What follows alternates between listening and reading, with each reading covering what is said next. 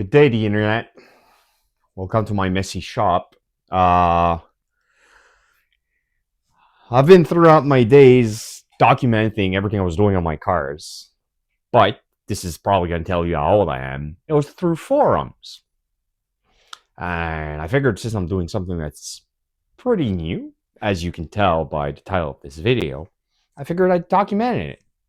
Uh, Obviously, there's no motor here, and it's winter because there's a snow blower here. Because why the hell would I have a snow blower ready to get out the garage, right?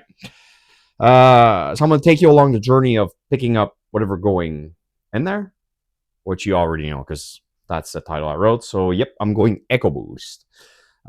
There's a few reasoning behind that, and I guess I'm going to go. Obviously, this is the first video of this series, so I'm going to have a either missing footage or I'm going to forget about it or I'm going to mess it up like the first clip you just saw where it cut before the end. Why? Because I had a remote in my pocket and I pressed on it without even noticing it. So let's go. I'm going to go out and drive 2 hours, pick up an engine, transmission, and come back here. Are you coming along? Are we going to pick up a new engine so that I can do stupid things again? Yay! Before we get to the reasoning behind that, we got to get to the goal, right? So, what's my goal in this? I've been drifting for a little bit over 20 years. I've had a couple of different chassis. I've had a couple of different engine setup, and I started this drifting journey with an A86. So, 90 horsepower, maybe on a good day. Low grip tires and not much angle, but I had some fun. And what I liked about that was that it was the balance of the car. But I always wanted to go fast, so sold that chassis, upgraded to another one, and on and on. But I want to go back to that essence, but I still want the power. I also want to travel with my drift car. I live in the eastern portion of Canada, so close to the Montreal Island. And I mean, after 20 years, you know, I've seen the tracks here. I've worked at them, I've drove them, and I want to travel. So therefore, I need a reliable drift car. So there's a lot of things that makes a reliable drift car. My old E46 was a reliable drift car. I mean, I had a JZ in it. I barely wrenched on it. I only maintained it. It was great, but it was not driving the way an S13 drives. So that's why I'm building an S13, because it's a nimble chassis. And I don't want to put a JZ in it because it's not that much more heavier than an SR, but it changes the way it drives. It drives good. Don't get me wrong. I love it. I drove plenty of S13 with JZs, but it's not what I want. I want to keep a 4-cylinder. So you're going to tell me, you had an SR20 in your car. It was working. Why would you pull it off? Touche.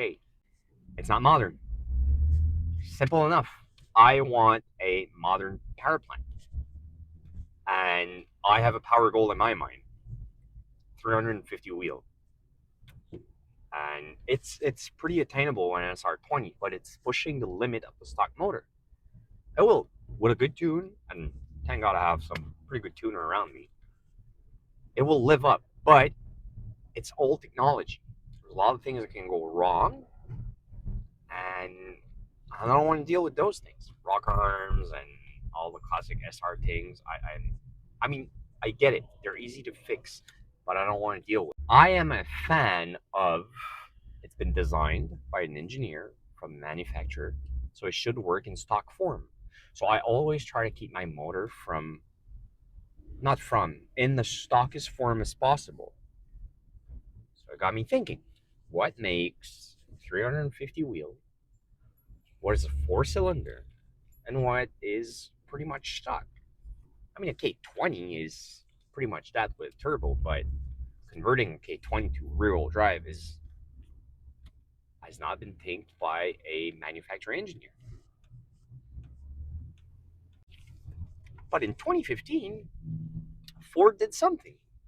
they came out with a four-cylinder Mustang, and I had three different Mustangs. I started no, I didn't start drifting my Mustang, but I mean, I did a solid run in Mustangs, and I love them, but they're not nimble chassis. They're not. They're they're good, but they're not what I'm looking for again. But there's a four-cylinder Mustang, so it comes from the factory with a four-cylinder turbo with a manual transmission. See where I'm going? And I always wanted one of those, but I can't get to driving a four-cylinder Mustang. It doesn't work. And they were great. I road tripped one throughout the Midwest for like 3,600 miles. It was great.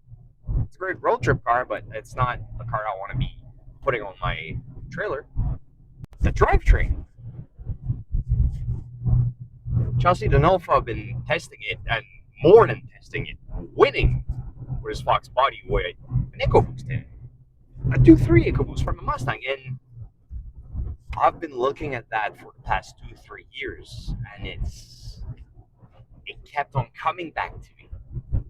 He did the test he had to do. He blew the engine he had to blow, and now it's working. And there's other people making it work, from the 2.3 to the 2 liters. Straw Performance, really great dude. He has a Fox body Mustang. He's been at it for ages, and it works. So I want to try it. And I'm not great at this. I taken out the motor. I haven't filmed anything, but I mean, everyone has pulled out SR20s from S13s, right? Nobody needs to see that. But I started working on the cooling system. I didn't film that. I didn't do much. I'm going to be able to show you guys. But I want to document as much as possible because this is a fairly new swap. And I think, personally, that it's the future of engine swap for S chassis and other nimble chassis. Like, I'd like to see one in like an FRS/BRZ. That'd be great. Because we all know that these motors are, I mean, I'm not going to say it, but, right? So I'm going to try my best to document the whole swap. And I already did a lot of research, so I already got a lot of knowledge that I gathered from those research, right? So please, feel free. This is the reason why I'm doing this, because I want to help people that are going through the same struggle as I'm going, and help you guys through the swap. Because back in my days, it was easy. You would get on the old Google, search for information, and you'll find a forum. Find the guy, ask some question, and if the guy was nice enough, he would answer you. Well, nowadays, there's no more forums. So I feel like, hey, let's give it a try. Let's help people and document what I'm doing. So if there are some things you'd like to know, you'd like to see, you'd like me to tag, please let me know. Put it down in the comments. I'll read them, and if I can help you, I'll do it. If I can document it, if I can show you, I'll do it. And yeah, that's pretty much it. So this is the, I don't want to call it the first episode. Let's call it part 1, because there's going to be probably 20 parts to that. I'm going to break it down to whatever I'm doing. So next step is pretty much going over the motor and going over what I'll be doing. So right now I'm on my way, picking up the engine, picking up the transmission, and I'll be bringing back this home tonight. So I guess I'll see you guys in the next one.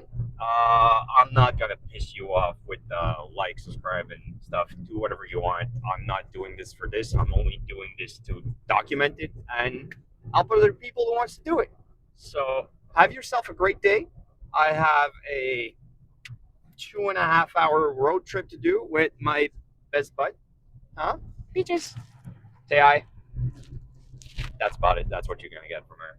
So have yourself a good day.